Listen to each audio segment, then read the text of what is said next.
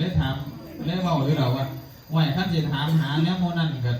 หายังรอเพิ่งเอาโดดก็เลยวางสิเนี่ยบ่บอกว่ามีหรือบ่มีดอกยังหารอเพิ่งรอดน้ำกุตรงกุฏิโมนั่นขึ้นไปหาเพิ่งรอเพิ่งกระคักรอดกันเนาะกุฏิได้6 ปัดให้พร้อมแห่งดีก็เลยวางสิกระโดดเติบละ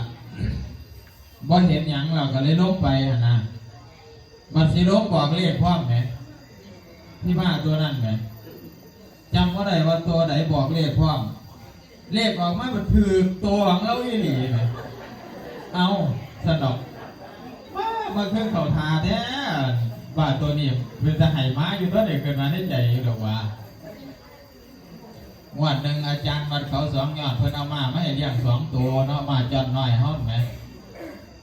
มาบอกจอนน้อยมาเลี้ยง2 ตัวเบิดหนึ่งเห็นแต่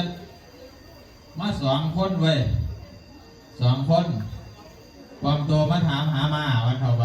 เดี๋ยวนี้ข่าวว่าอยู่วัดสะบกมีมานะก็เลยเพื่อนถามเขาอาจารย์มันแมนอยู่บ่ไหลอยู่วัดนี้มาว่ามี2 ตัวยุดแล้วเสียเอาอยู่บ่แล้วว่าหนามันสิพาไปเบิ่งมันยังเขาไก่มันได้เตะเขาดูสวงหันบดหลับร้องเด้อว่าสนองว่ายังไปเบิ่งเห็นมา2 ตัวยังไปพักกันขี่รถหนีแบบมาเป็นโตบ่ได้มาเป็นเมตรก็ได้ว่าจังซี่เขาไปใกล้บ่ได้เตะดูสวงเอางวดนึงกะจิตกองผู้บังกองเลยไม่อยู่น้ำเพิ่นกับไม่ลูกมันเนาะลูกอยู่น้ำหัวน้ำหยังมันก็หัวเด้อหัวหยังไปโลกมาหอดท้ายส่วนเตะดังปุ๊บติดกับกันเสาหัวดังตึ้งเลยได้ยินได้เสียงแต่โอ้ยโอ้ย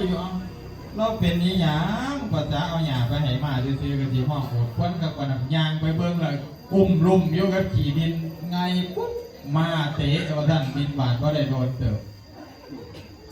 ก็เลยเมื่อเดินมันขาดไปหางูมันอยู่ลานลุงไซบอกพูดบ้านน้ำส้มหมดนี่แล้วอบตนี่เราไปเอาไปเอากระพาองค์หนึ่งว่ากันเป็นแบบว่าตะกี้เป็นรถจิ้มหูดังแบบนี้เคยเห็นว่าตะกี้รถวัชรมแบบนี้น้อยติดเกียงกูปตาทุบ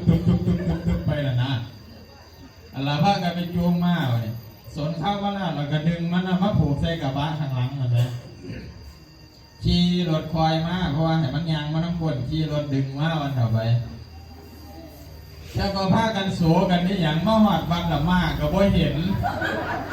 ยักขาดไปแต่ย้ำไหนมานั่นน่ะมาแต่พ้นกับเสียวันต่อไปบ่แต่มาหอดวันละห้อยมาเสียนั่งไปเบิ่งอีกผมมันก็ไปบ่อนเก่าขนาดมากรถเที่ยวโมโหมีอายุแต่เราบ้านแต่อย่างหัวกันโอ้ยน่าสนุกไงครับแปลงวัดแปลงว่ามาเท่าคู่มือนี่ก็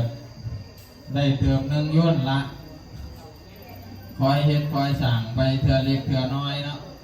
คู่มือนี่เมืองบ้านเขาแห่งบอกคือเก่าเด้คู่มือนี่แนวพ่อก็จะได้พ่อนี่พ่อเคยมีสงครามแบบเถื่อพ่อเคยขาฟันก็จะได้เป็นหรือได้คู่มือนี่เห็นว่าหนังเขาข้าวกันอยู่ในจิตหลบกันแบบยังไงจังหวัดรถนี่ยังตัวรถนี่ยังผลกันไป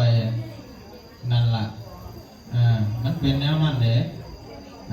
ห้ระมัดระวังไว้ให้ดีเด้อท่านเป็นมูเฮาเจ้าไปเนี่ยก็เป็นแย่งแดนน้ากันละวันต่อไปเสาหัวมีขาละวันต่อมีระวังประเทศมันจะยับเอาเขตดินแดนของไทยแบบหยุ่มกันอยู่เข้าพวกมือนี่นะไทยกับเขมร